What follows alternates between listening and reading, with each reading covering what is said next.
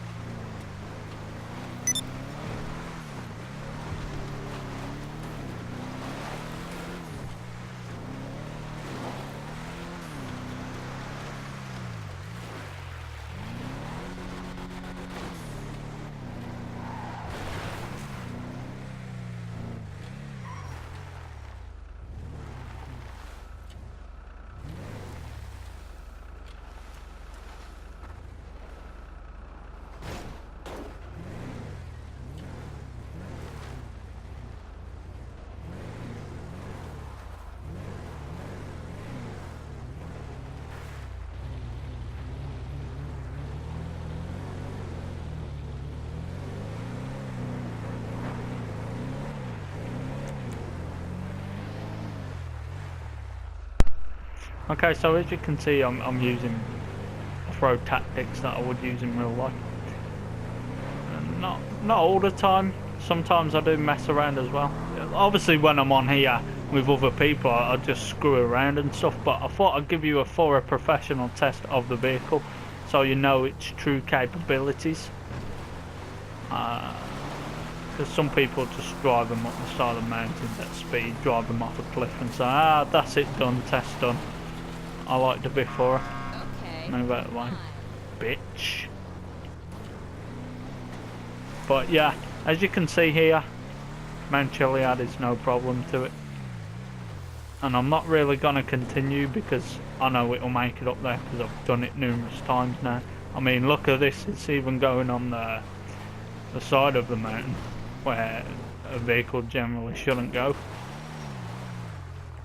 Nearly rolled it there, I don't know how I didn't, but this is a good opportunity to test its control whilst descending down what's practically a vertical hill descent.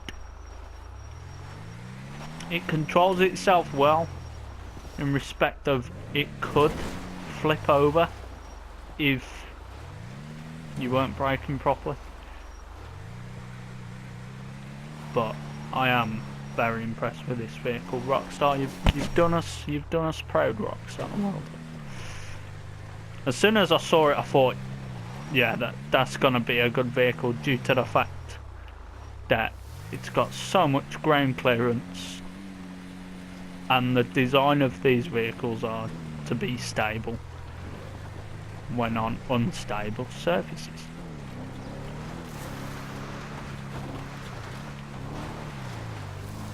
What's that first person view there? I'll drive a mix of first and third person. It doesn't really bother me that much. Should be able to get through this, no bother. As expected, we are through. And the ground clearance here will help us climb over these rocks with ease. See that? See, on another vehicle, I forgot what it was on here. I tested this. It couldn't get up those rocks, and as soon as it hit that water there, that was it. Game over. Game over for the vehicle. It was history. But with this, it seems to be no problem. Seems to just take it all in its stride.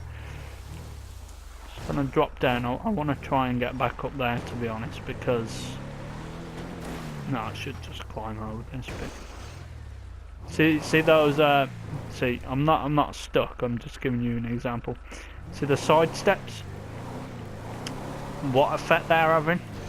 If they weren't there, we could have just gone over that rock, essentially, because we'd have done this. Let me get out of it.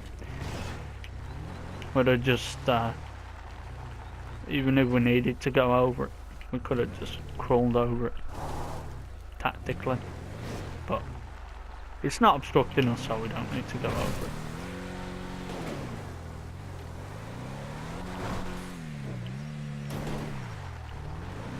But I know some people might find these videos quite boring as what, but you don't have to watch them if you do. Simple as that. But some people are actually interested in these type of things, believe it or not. And if you're one of them people, then fair enough. I mean, I'm interested because I'm doing the goddamn thing. But this vehicle seems to handle water quite well, because I've noticed on numerous occasions, if it was, for example, the Granger, the other SUV that's like this, that's got a box on the back that you cannot take it off, it would have died in many of these situations. The engine wouldn't have coped with the water intake.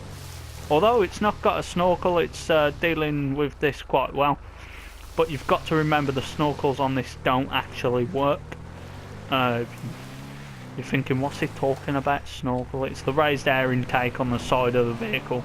Looks like an exhaust. A lot of people do ask in real life and on the games, is that an exhaust? Why is it there? No, it's not. It is to raise the air intake on the vehicle, therefore allowing it to go through water.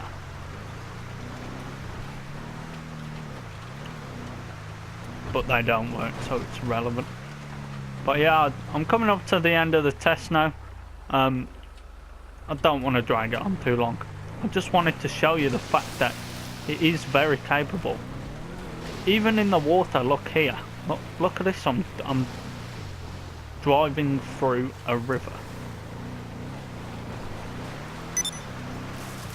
Many 4x4s on here would have drowned at that point. But no, this one's just plodding along. Ah, shit. Yeah, so that's the point of no return, YouTube. We have killed the car.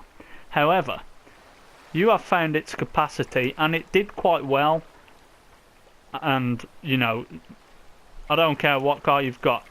If you haven't got a raised air intake, that is the point of no return. But if you consider everything it's done so far, and how far it's actually got here, I'd rate this vehicle a 10 out of 10 for off-road capacity. 9 out of 10 for ground clearance. The only thing that lets it down is the side steps. Water crossings, 10 out of 10. Absolutely fine with that. And speed driving whilst on the dirt tracks, very good. Again, 9 out of 10. So overall, a 10 out of 10 for that vehicle. So that's the review done. Please comment, like and subscribe if you're new. Which I doubt you will be, because my views aren't that high. I don't care, I just do this as a hobby. Thanks for watching, bye bye.